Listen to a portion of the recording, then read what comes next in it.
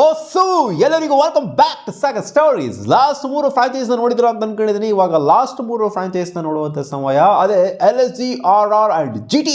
First LSG ವಿಚಾರಕ್ಕೆ ಹೋಗ್ಬಿಡೋಣ straight away, ಯಾವುದು ಡಿಲೇ ಮಾಡ್ದಂಗೆ ಲ್ಯಾಗಿಂಗ್ ಮಾಡ್ದಂಗೆ. ಸೊ LSG ಸಂಜೀವಣ್ಣ ಏನು ಮಾಡ್ಬಿಟ್ಟವ್ರಿ ಆಕ್ಷನಲ್ಲಿ? ಬೆಟರ್ ಮಾಡೋರ ಲಾಸ್ಟ್ಗಿಂತ ಅಥವಾ ಏನೋ ಸುಮಾರಾಗೈತಾ ಅಥವಾ ಸಾಕಾತಾಗೈತಾ ಟೀಮು LSG? ನಾನು ಯಾವತ್ತೂ LSG ಅಂತ ಬಂದಾಗಿದ್ದು ಸಾಕಾತಾಗೈತೆ ಗುರು ಅಂತ ಹೇಳಿರುವಂಥ ಸೀನೇ ಇಲ್ಲ. ಸೊ ಈ ಸರಿನೂ ಕೂಡ ಏನೋ ಸಖತ್ತಾಗಿ ಮಾಡ್ಬಿಟ್ಟವ್ರಿ. ಇದು ಒಂಥರ ಅನ್ಬೀಟಬಲ್ ಸ್ಕ್ವಾಡು. ನಾನು ಸಖತ್ತಾಗೈತೆ ಅಂದರೆ ಅದು ಒಂಥರ ಅನ್ಬೀಟೇಬಲ್ ಸ್ಕ್ವಾಡ್ ಅಂತಾರೆ ಲೆಕ್ಕಾಚಾರ. ಸೊ ಸಖತ್ತಾಗೈತೆ ಅಂತ ಏನು ಅನ್ನಿಸ್ತಾ ಇಲ್ಲ. ಸೊ ಒಂದು ಸ್ವಲ್ಪ ನೋಡ್ತು ಅಂತಂದರೆ ಈ ಸಲ ತೊಗೊಂಡಿರುವಂಥ ಪ್ಲೇಯರ್ಸು ಮುಕುಲ್ ಚೌಧರಿ ಅಂತ ಒಬ್ಬ ವಿಕೆಟ್ ಕೀಪರ್ ಬ್ಯಾಟರ್ನ ತೊಗೊಂಡಿದ್ದಾರೆ. ಜೊತೆಗೆ ನಮನ್ ತಿವಾರಿ ಅಂತ ಒಬ್ಬರು ಬೌಲರ್ನ ತೊಗೊಂಡಿದ್ದಾರೆ, ಲೆಫ್ಟ್ ಆರ್ಮ್ ಪೇಸರ್ ಅಂತ ಕಾಣಿಸುತ್ತೆ. 1 ಕೋಟಿ ಕೊಟ್ಬಿಟ್ಟು ತೊಗೊಂಡಿದ್ದಾರೆ. ಸ್ವಲ್ಪ ಜಾಸ್ತಿ ಇನ್ವೆಸ್ಟ್ ಮಾಡಿದ್ರೆ. ಇನ್ವೆಸ್ಟ್ಮೆಂಟ್ ಮಾಡಿರೋದ್ರಲ್ಲಿ ಇಂಡಿಯನ್ ಪ್ಲೇಯರ್ ಅಂತ ಬಂದಾಗ ಮುಕುಲ್ ಚೌಧರಿನ ಜಾಸ್ತಿ 2.60 CR. ಸೊ ಇವ್ರನ್ನ ಅಷ್ಟೊಂದು ಸ್ವಲ್ಪ ಸ್ಟ್ರೆಸ್ ಮಾಡ್ಬಿಟ್ಟು ಫೋಕಸ್ ಮಾಡ್ಬಿಟ್ಟು ತಗೊಂಡವ್ರೆ ಅಂತಂದರೆ ಗಿಡಿಸ್ತಾರೆ ಏನಾದರೂ ಡೌಟು. ವಿಕೆಟ್ ಕೀಪರ್ ಬ್ಯಾಟರ್ ಆಗಿರೋದ್ರಿಂದ ಇಲ್ಲಿ ರಿಷಬ್ ಪಂತ್ ಬೇರೆ ಅವರಲ್ಲಪ್ಪ, ಇನ್ನೇನು ವಿಕೆಟ್ ಕೀಪರ್ ಬ್ಯಾಟರ್ ಅವಶ್ಯಕತೆ ಏನಿಲ್ಲ. ಸೊ ಬ್ಯಾಕಪ್ ಆಗಿ ತಗೊಂಡಿರೋ ಥರ ಕಾಣಿಸ್ತಾ ಇದ್ದಿಲ್ಲಿ. Josh English ಅವರಲ್ಲಪ್ಪ. ಇಲ್ಲಿ ಹೆಂಗೆ ನೋಡೋಕೆ ಹೋಯ್ತು ಅಂತಂದರೆ ಜಾಶ್ ಇಂಗ್ಲೀಷು 8.60 ಕೋಟಿ. ಇದು ದಡ್ತನ ಅಂತ ಹೇಳೋಣ, ಮೂರ್ಖತನ ಅಂತ ಹೇಳೋಣ. ಅವ್ರು ಹೇಳಿರೋದೇ 4 ಮ್ಯಾಚ್ ಆಡ್ತೀನಿ ಗುರು ನಾನು ಈ ಸೀಸನ್ ಅಂತ. ಇವ್ರು ಲಾಂಗರ್ ರನ್ ಎಕ್ಸ್ಪೆಕ್ಟ್ ಮಾಡ್ತಾ ಇದ್ದಾರೆ. ಓಕೆ, ಈ ಸೀಸನ್ ಏನೋ 4 ಮ್ಯಾಚ್ ಆಡ್ತೀಯ, ಓಕೆ ನೆಕ್ಸ್ಟ್ ಸೀಸನಿಗೆ ಇರಲಿ ಅಂತ ಆ ಥರ ಲಾಂಗರ್ ರನ್ ಎಕ್ಸ್ಪೆಕ್ಟ್ ಮಾಡ್ಬಿಟ್ಟು ತೊಗೊಂಡಿದ್ರು. ಗೊತ್ತಾಗ್ತಿಲ್ಲ ನನಗೆ ಏನಕ್ಕೆ ತೊಗೊಂಡಿದ್ರು ಅಂತ. ಆದರೂ ಕಾಸ್ಟ್ಲಿ ಆಯಿತು ಗುರು. ಅನ್ಸೋಲ್ಡ್ ಆಗಿದ್ದಂಥವ್ರು 8.60 ಕೋಟಿ ಅಂತಂದರೆ ನಿಜವಾಗ್ಲೂ ಇದು ಸೀರಿಯಸ್ಲಿ ಹೆವಿ ಅಂದರೆ ಹೆವಿ ಆಗೋಗ್ಬಿಡ್ತೀನಿ. ಲಿಯಮ್ ಲಿವಿಂಗ್ಸ್ಟನ್ ಟೂರ್ನಮೆಂಟ್ ಆಡ್ತಾರೆ.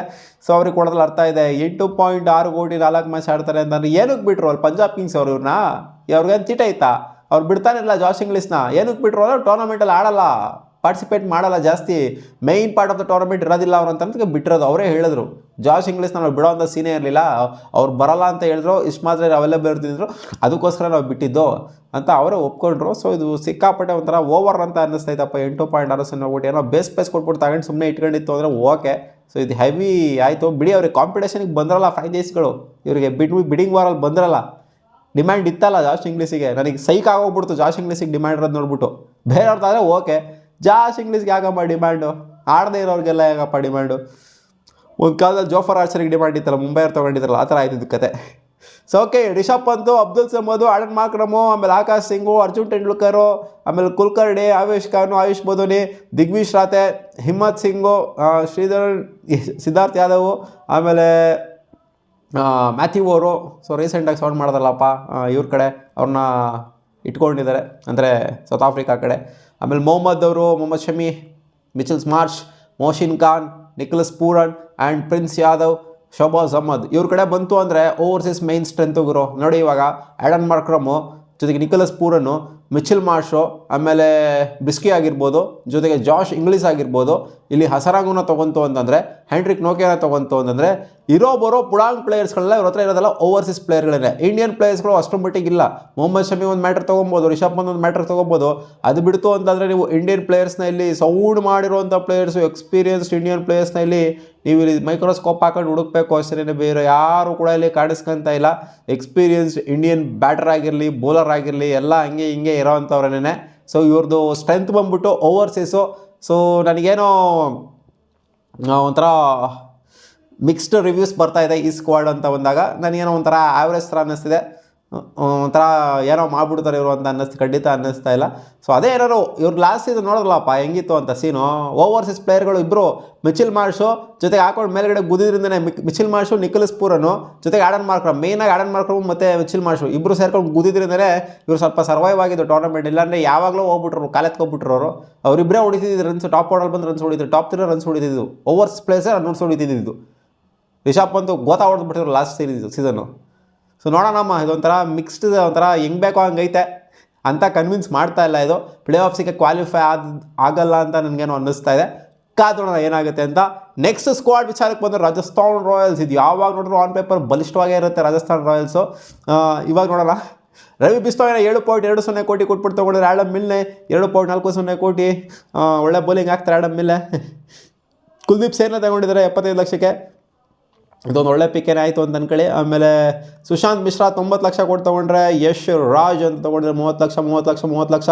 ಆಮೇಲೆ ರವಿ ಸಿಂಗ್ ಅಂತ 95 ಲಕ್ಷ ಕೊಟ್ಟು ತೊಗೊಂಡ್ರೆ, ಅಮನ್ ರಾವ್ 30 ಲಕ್ಷ. ಸೊ 30 ಲಕ್ಷಕ್ಕೆ ತೊಗೊಂಡಿರುವಂಥ ಪ್ಲೇಯರ್ಸ್ಗೆಲ್ಲ ಅವಕಾಶ ಸಿಗೋದು ಅದೊಂಥರ ಕನಸಿನ ಮಾತು. ಸೊ ಇಲ್ಲಿ ರವಿ ಸಿಂಗ್ 95 ಲಕ್ಷ ಆ್ಯಂಡ್ ಸುಶಾಂತ್ ಮಿಶ್ರಾ ಸ್ವಲ್ಪ ಟಾರ್ಗೆಟ್ ಮಾಡೇ ತಗೊಂಡಿದ್ದಾರೆ ಅಂತ ಅನ್ನಿಸ್ತಾ ಇದೆ. ಆ್ಯಂಡ್ ಕುಲ್ದೀಪ್ ಸೇನ್ ಇವರು ಬೆಸ್ಟ್ ಪ್ರೈಸ್ ಇತ್ತು ಅಂತ ಕಾಣ್ತಿದೆ, 75 ಲಕ್ಷ 50 ಲಕ್ಷ ಇತ್ತು, ಗೊತ್ತಿಲ್ಲ ಎಷ್ಟಿತ್ತು ಅಂತ ಕುಲ್ದೀಪ್ ಸೇನ್ದು. ಒಟ್ಟಲ್ಲಿ ಕುಲ್ದೀಪ್ ಸೇನ್ ಒಳ್ಳೆ ಪಿಕ್ಕೇನೆ ಹೆಂಗೆ ನೋಡೋಕೆ ಹೋಯ್ತು ಅಂದರೆ, ಆ್ಯಂಡ್ ಇಲ್ಲಿ ನೋಡ್ತಿರ್ಬೋದು ರಿಟರ್ನ್ ಆಗಿರುವಂಥ ಪ್ಲೇಯರ್ಸ್ಗಳು ಯಶಸ್ವಿ ಜಾಯ್ಸ್ವಾಲ್, ಶಿಮ್ರಾನ್ ಹೆಟ್ಮಾರು, ವೈಭವ್ ಸೂರ್ಯವಂಶಿ, ಆಮೇಲೆ ಶುಭಮ್ ದುಬೆ, ಧ್ರುವ್ ಜುರಲ್ಲು, ಪ್ರೊಟೋರಿಯಸ್ಸು, ಜೊತೆಗೆ ರಿಯಾನ್ ಪರಾಗು, ರವೀಂದ್ರ ಜಡೇಜಾ, ಸ್ಯಾಮ್ ಕರನ್, ಫ್ರೇರಿಯಾ, ಆಮೇಲೆ ಸಂದೀಪ್ ಶರ್ಮಾ, ತುಷಾರ್ ದೇಶಪಾಂಡೆ, ಚರಾಕ್ ಫುಲ್ ಹೆಸರು ಗೊತ್ತಿಲ್ಲ ನನಗೆ, ಆಮೇಲೆ ಮಪಾಕ, ಆಮೇಲೆ ಬರ್ಜರ್, ಜೋಫರ್ ಆರ್ಚರ್. ಸೊ ಒಂದು ರೇಂಜಿಗೆ ಪ್ರೂವ್ ಮಾಡಿರುವಂಥ ಪ್ಲೇಯರ್ಗಳು ಇಟ್ಕೊಂಡು ರಿಟೆನ್ಷನ್ ಲಿಸ್ಟಲ್ಲಿ ಇಲ್ಲಿ ರವಿ ಬಿಷ್ಣಾಯ್ನ ತೊಗೊಂಡದ್ದು ಒಂದು ಒಳ್ಳೆ ಪಿಕ್ ಆಗಿದೆ ಇವರಿಗೆ. ಜೊತೆಗೆ ಆ್ಯಡಮ್ ಮಿಲ್ನರು ಕೂಡ ಇದೊಂದು ಒಳ್ಳೆ ಪಿಕ್ಕೇನೆ, ಕುಲ್ದೀಪ್ ಸೇನ್ ಕೂಡ ಇದು ಒಳ್ಳೆ ಪಿಕ್ಕೇನೆ. ಸೊ ಈ 3 ಜನ ಸಖತ್ ಒಳ್ಳೆ ಪಿಕ್ ಅಂತ ನನಗೇನೋ ಅನ್ನಿಸ್ತಾ ಇದೆ. ವಿಘ್ನೇಶ್ ಪುತ್ತೂರು ಕೂಡ ಹಂಗೆ ನೋಡೋಕೆ ಹೋಯ್ತಂದರೆ ಒಂದು ಒಳ್ಳೆ ಪಿಕ್ಕೇನೆ, ಪ್ರಾಬ್ಲಿ ಅವಕಾಶ ಸಿಕ್ತು ಅಂದರೆ, ಯಾಕಂದರೆ ಸೌಂಡ್ ಮಾಡಿದ್ದಾರೆ ಡೊಮ್ಯಾಸ್ಟಿಕ್ಕಲ್ಲಿ ವಿಘ್ನೇಶ್ ಪುತ್ತೂರು. ಅವಕಾಶ ಸಿಕ್ತು ಅಂದರೆ ನೋಡೋಣ ಹೆಂಗೆ ಪರ್ಫಾರ್ಮ್ ಮಾಡ್ತಾರೆ ಅಂತ. ಲಾಸ್ಟ್ ಟೈಮ್ಗೆ ಕಂಪೇರ್ ಮಾಡಿಕೊಂಡ್ರೆ ಬೆಟ್ರ್ ಮಾಡಿದಾರ ಅಂತ ಕೇಳ್ತು ಅಂತಂದರೆ, ನೋಡ್ತು ಅಂತಂದರೆ ನನಗೇನು ಅನ್ನಿಸ್ತಾ ಇಲ್ಲ. ಲಾಸ್ಟ್ ಟೈಮಿಗೆ ಕಂಪೇರ್ ಮಾಡ್ತು ಅಂದರೆ ಬೆಟ್ರಾಗಿ ಹೋಗ್ಬಿಟ್ಟಿದೆ ಈ ಸ್ಕ್ವಾಡು, ಚಿಂದಿ ಆಗೋಗ್ಬಿಟ್ಟಿದೆ. ಸಂಜು ಸ್ಯಾಮ್ಸನ್ನ ಬಿಟ್ಟಿರೋದ್ರಿಂದ ಇನ್ನೂ ಏನೇನೋ ಮಾಡ್ಬಿಟ್ಟವ್ರಲ್ಲಿ, ಅಮರಾಮ್ರಿ ಮಾಡ್ಬಿಟ್ಟವ್ರೆ, ರವಿ ಜಡೇಜಾ ಹೇಳ್ಕೊಂಬಂದಿರೋದ್ರಿಂದ ನನಗೇನೋ ಅಂಥ ಇವ್ರದ್ದು ಡೆಡ್ಲಿ ಸ್ಕ್ವಾಡ್ ಥರ ಅಂತೂ ಖಂಡಿತ ಕಾಣಿಸ್ತಾ ಇಲ್ಲ. ರವಿ ಬಿಷ್ಣಾಯ್ ಬಂದಿರ್ಬೋದು, ಇಲ್ಲ ಅಸರಂಗನ್ ಅವ್ರನ್ನೆಲ್ಲ ಬಿಟ್ಟಿದ್ದಾರೆ, ತೀಕ್ಷಣ ಪಾಕ್ಷಣ ಅವ್ರನ್ನೆಲ್ಲ ಬಿಟ್ಟಿದ್ದಾರೆ, ಒಳ್ಳೊಳ್ಳೆ ಪ್ಲೇಯರ್ಸ್ನೆಲ್ಲ ಬಿಟ್ಟಿದ್ದಾರೆ. ಲಾಸ್ಟ್ ಸೀಸನ್ ಒಂದು ಆಫ್ ಸೀಸನ್ ಆಗಿತ್ತು, ಬಟ್ ಸ್ಕ್ವಾಡ್ ಅಂತೂ ಲಾಸ್ಟ್ ಸೀಸನ್ ಚೆನ್ನಾಗೇ ತಂಗೊಂಡೋಗಿ ಹೋಯ್ತು. ಅಂದರೆ ರಾಜಸ್ಥಾನ್ ರಾಯಲ್ಸ್ದು ಸಿಕ್ಕಾಪಟ್ಟೆ ಕ್ಲೋಸ್ ಮ್ಯಾಚ್ಗಳನ್ನ ಸೋತಿದ್ದಾರೆ. ಎಷ್ಟೆಷ್ಟು ಕ್ಲೋಸ್ ಮ್ಯಾಚ್ ಸೋತಿದ್ದಾರೆ ಅಂದರೆ, ಲಾಸ್ಟ್ ಬಾಲ್ ಬಂದು ಎಷ್ಟೆಷ್ಟು ಮ್ಯಾಚ್ ಸೋತಿದ್ದಾರೆ ಅಂತಂದರೆ ಅಷ್ಟು ಮ್ಯಾಚ್ ಸೋತ್ಬಿಟ್ಟಿದ್ದಾರೆ ಲಾಸ್ಟ್ ಸೀಸನು. ಸೊ ನನಗೇನೋ ಲಾಸ್ಟ್ ಸೀಸನ್ಗೆ ಕಂಪೇರ್ ಮಾಡ್ತಂದರೆ ಈ ಸೀಸನ್ ಅಷ್ಟೊಂದು ಕನ್ವಿನ್ಸ್ ಮಾಡ್ತಾ ಇಲ್ಲ. ಈ ಸ್ಕ್ವಾಡು ಕೂಡ ನನಗೇನೋ ಆವ್ರೇಜ್ ಅಂತ ಅನ್ನಿಸಿದೆ. ಪ್ಲೇ ಆಫ್ಸ್ಗೆ ಕ್ವಾಲಿಫೈ ಆಗೋದು ನನಗೇನೋ ಡೌಟು ಅಂತ ಅನ್ನಿಸ್ತಾ ಇದೆ. ಇನ್ನು ಗುಜರಾತ್ ಟೈಟನ್ಸ್ಗೆ ಬಂದ್ಬಿಡೋಣ. ಗುಜರಾತ್ ಟೈಟನ್ಸು ವೆರಿ ಫ್ಯೂ ಪ್ಲೇಯರ್ಸ್ಗಳನ್ನ ತೊಗೊಂಡಿದ್ದು, 5 ಜನನ ತೊಗೊಂಡಿದ್ದಾರೆ ಈ ಆಪ್ಷನಲ್ಲಿ. 90 ಲಕ್ಷ ಕೊಟ್ಬಿಟ್ಟು ಅಶೋಕ್ ಶರ್ಮಾನ ತೊಗೊಂತು ಅಂತಂದರೆ, ಜೇಸನ್ ಹೋಲ್ಡರ್ಗೆ ಹೆವಿ ಇನ್ವೆಸ್ಟ್ಮೆಂಟ್ ಮಾಡಿದ್ದು. ಜೇಸನ್ ಹೋಲ್ಡರ್ಗೆ 7 ಕೋಟಿ ಯಾಕಪ್ಪ, ಏನೋ ಸೈಕ್ ಆಗ್ತಾಯಿತ್ತಪ್ಪ. ಜೇಸನ್ ಹೋಲ್ಡರ್ಗೆ ಏನಕ್ಕೆ ಬೇಕಿತ್ತು ಈ 7 ಕೋಟಿ ಅಂತ? ಇನ್ನೂ ಕಮ್ಮಿ ಕೊಡಬೇಕಪ್ಪ. ಜೇಸನ್ ಹೋಲ್ಡರ್ ಎಲ್ಲ ಆಲ್ರೆಡಿ ಎಲ್ಲ ಮುಗಿತಾ ಬಂದೈತೆ, ಅವ್ರದ್ದು ಕೆರಿಯರೇನೋ ಮುಗಿತಾ ಬಂದೈತೆ. ಸೊ ಟಾಮ್ ಬ್ಯಾಂಟನ್ ತೊಗೊಂಡಿದ್ದಾರೆ, ಇದೊಂದು ಒಳ್ಳೆ ಪಿಕ್ಕು. 2 ಕೋಟಿಗೆ ಬೇಸ್ ಪ್ರೈಸ್ ಅಂತ ಕಾಣಿಸಿದ್ದು. ಲೀವ್ ಕೂಟ್ ತೊಗೊಂಡಿದ್ರೆ 75 ಲಕ್ಷ ಬೇಸ್ ಪ್ರೈಸ್ಗೆ. ಅಶೋಕ್ ಶರ್ಮಾ 90 ಲಕ್ಷ ಕೊಟ್ಬಿಟ್ಟು ತೊಗೊಂಡ್ರೆ, ಪೃಥ್ವಿ ರಾಜ್ ಅವ್ರನ್ನ 30 ಲಕ್ಷ ಕೊಟ್ಬಿಟ್ಟು ತೊಗೊಂಡಿದ್ದಾರೆ. ಸೊ ಇವರೆಲ್ಲ ಆಲ್ಮೋಸ್ಟು ಬ್ಯಾಕಪ್ ಸ್ಟಾರ್ನೇ ಅಂತ ಅಂದ್ಕೊಳ್ಳಿ. ಜೇಸನ್ ಹೋಲ್ಡರ್ ಒಬ್ಬರು ಸ್ವಲ್ಪ ಮೇಯ್ನ್ ಪ್ಲೇಯರ್ ಥರ ಇಲ್ಲಿ ಕಾಣಿಸ್ಕೊತಾರೆ. ಇವ್ರದ್ದು ಗೊತ್ತಲ್ಲಪ್ಪ, ಜಾಸ್ ಬಟ್ಲರು, ಆಮೇಲೆ ಸಾಯಿ ಸುದರ್ಶನು, ಶುಭ್ಮನ್ ಗಿಲ್ಲು, ಇವ್ರದ್ದು ಅಷ್ಟೇ ಟಾಪ್ 3. ಇಲ್ಲಿ ಯಾವ ಥರ ಆಗಿತ್ತೋ ಲಾಸ್ಟ್ ಸೀಸನು ಯಾರಿಗೆ ಇರೋ ಲಕ್ನೋ ಸೂಪರ್ ಜೈಂಟ್ಸ್ಗೆ ಯಾವ ಥರ ಆಗಿತ್ತೋ ಇವ್ರಿಗೂ ಕೂಡ ಅದೇ ಥರನೇ ಆಗಿದ್ದು. ಟಾಪ್ 3 ರನ್ಸ್ ಹೊಡೆಯೋರು, ಹೆವಿ ರನ್ಸ್ ಹೊಡೆಯೋರು. ಇನ್ಫ್ಯಾಕ್ಟ್ ಇವರು ಕೂಡ ಇದ್ದರು, ಆ ಶರ್ಫಿನ್ ರೂಥರ್ಫೋರ್ಡ್ ಅವರು ಕೂಡ ಇದ್ದರು. ಈ 4 ಜನ ರನ್ಸ್ ಹೊಡೆಯೋರು. ಇನ್ನು ಮಿಡ್ಲ್ ಆರ್ಡ್ರು, ಸಖತ್ ಬಾಟಮಲ್ಲಿರುವಂಥವ್ರು. ಸೊ ಅವರೆಲ್ಲ ಯಾರು ಕೂಡ ಎಕ್ಸ್ಪೋಸೇ ಆಗ್ತಾ ಇರಲಿಲ್ಲ. ಸೊ ಸ್ಟ್ರೆಂತ್ ಇದೆ ಗುರು ಇವ್ರದ್ದು. ಟಾಪ್ ಆರ್ಡ್ರ್ ಸಿಕ್ಕಾಪಟ್ಟೆ ಸೈಕ್ ಸ್ಟ್ರೆಂತ್ ಇದೆ. ಬ್ಯಾಟಿಂಗ್ ಟಾಪ್ 4 ಟಾಪ್ 5 ಹೆವಿ ಆಡೋರು. ಸೊ ಈ ಸೀಸನ್ ನೋಡ್ತು ಅಂತಂದರೆ ರೂಥರ್ಫೋರ್ಡ್ನ ಬೇರೆ ಬಿಟ್ಟಿದ್ದಾರೆ. ಇಲ್ಲಿ ಅನುಜ್ ರಾವತ್ತು ಅವರು ಇವ್ರನ್ನೆಲ್ಲ ಇಟ್ಕೊಂಡಿದ್ದಾರೆ. ಸೊ ಅದೊಂದು ಆ ರುಥರ್ಫೋರ್ಡ್ ಒಬ್ರನ್ನ ಬಿಡಬಾರ್ದಾಗಿತ್ತು. ಇವರು ಆ ರುಥರ್ಫೋರ್ಡ್ ಅವ್ರನ್ನ ಇದು ಮಾಡೋದಕ್ಕೋಸ್ಕರ ಇಲ್ಲಿ ಟಾಮ್ ಬ್ಯಾಂಟನ್ನ ತಗೊಂಡಿದ್ರೆ ಅಂತ ಕಾಣಿಸ್ತೈತೆ.